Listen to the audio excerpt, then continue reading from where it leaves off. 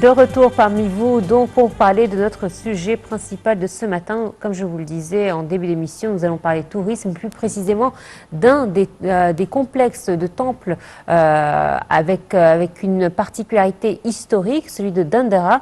Et justement, nous a rejoint par téléphone Dr Maïzaki, chef du département de formation de guide touristique à la faculté de tourisme. Bonjour docteur. Allô, docteur May? Docteur May, est-ce que vous nous entendez? Alors, pour information, ce temple se trouve à Luxor, à 60 km de la ville de Luxor, très précisément à la rive occidentale du Nil. C'est un complexe qui est très célèbre. C'est vrai que lorsqu'on est en visite à Luxor, nous n'avons pas toujours le temps ou l'occasion de le visiter. Pourtant, Dieu sait, il a conservé sa beauté, sa magie.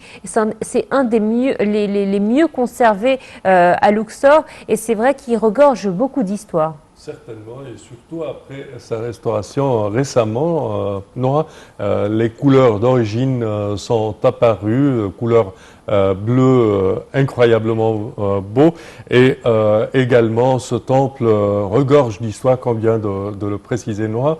Exactement. Docteur May, est-ce que vous nous entendez à présent? Allô? Oui, bonjour. Bonjour.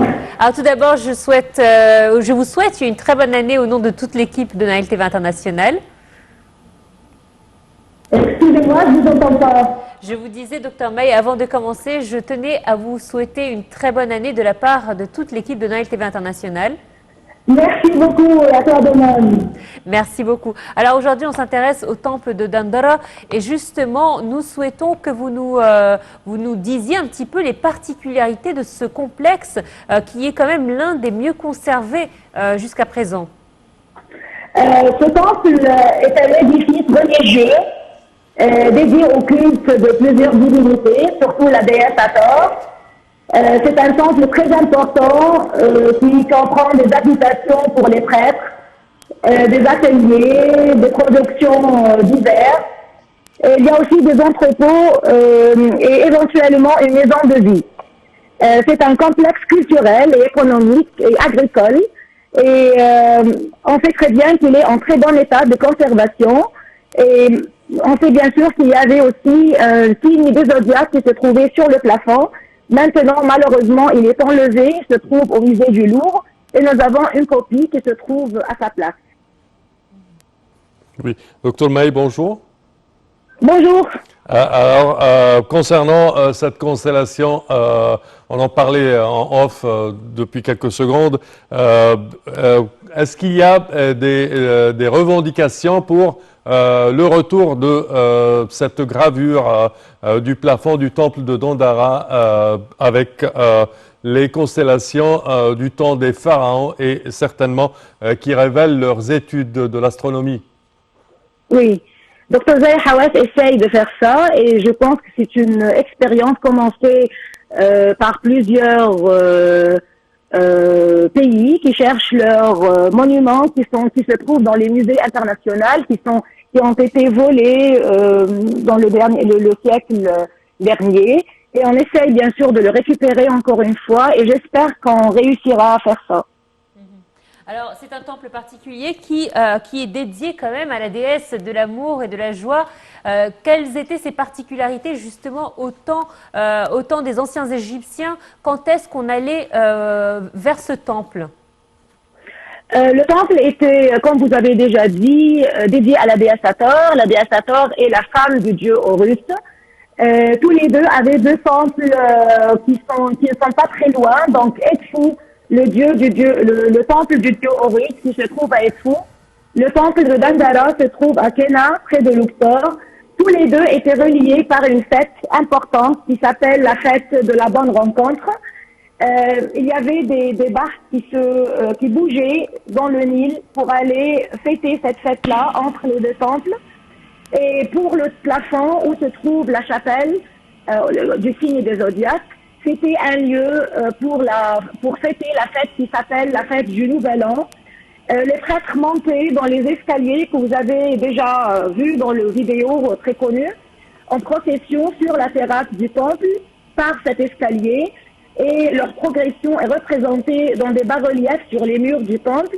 Et à mi-hauteur, ils s'arrêtaient dans une petite salle, pratiquer le rituel qui allait permettre à la divinité de prendre possession de sa statue, puis la procession continuait jusqu'à la terrasse.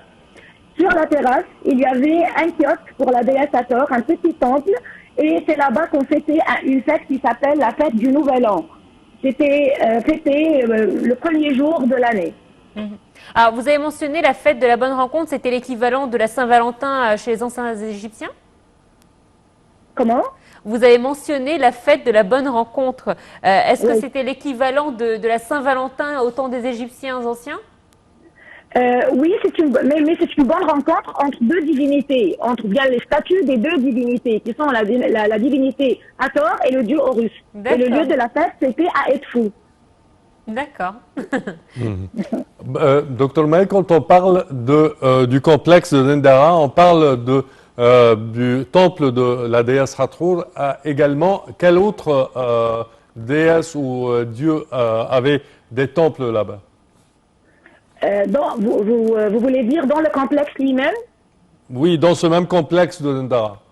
Voilà, dans le complexe, on a la déesse Nut, qui est la déesse du ciel. Oui. Elle est représentée sur le plafond sous forme d'une femme avec le corps plein d'étoiles. Oui. Et elle darde ses rayons sur le temple entier. Elle est représentée ou bien adorée en train d'avaler le disque solaire, puis donner naissance au disque à la fin, ou bien à la naissance du disque le matin prochain. Donc c'est elle qui représente la naissance du disque solaire, donc la régénération, la vie nouvelle. Nous avons aussi le dieu Horus, parce qu'il est l'époux de la déesse Hathor, et et les divinités qui étaient des divinités égyptiennes et qui ont pris les détails ou bien les traits de visage ptolémaïques et romaines qui ont été aussi adorés tous à l'intérieur du temple. Est-ce qu'on peut dire que c'est un complexe qui a été revisité et réaménagé au cours de l'histoire? Parce que, alors on le sait qu'il a été bâti à l'origine par le pharaon Pépi Ier, donc c'est à peu près 2250 ans avant notre ère. Et pourtant, nous avons un mur dédié à Cléopâtre et son fils né de Jules César. Nous avons également une basilique qui a été construite au cours du 5e siècle avant Jésus-Christ, après Jésus-Christ, pardon. Donc c'est vrai que tout au long de l'histoire, ça a été revu et réaménagé. Bien sûr, vous avez raison. Tout ce que vous avez dit, c'est juste, mais ce n'est pas le cas pour ce temple seulement. Donc nous avons toutes les constructions que nous avons en Égypte avaient des constructions qui étaient faites auparavant, bien dans les époques tardives, parce que les Égyptiens choisissent le lieu pour faire leur complexe ou bien leur temple. C'est pas n'importe quoi qu'ils choisissent le site. Ils choisissent toujours un site qui était déjà choisi par leurs ancêtres.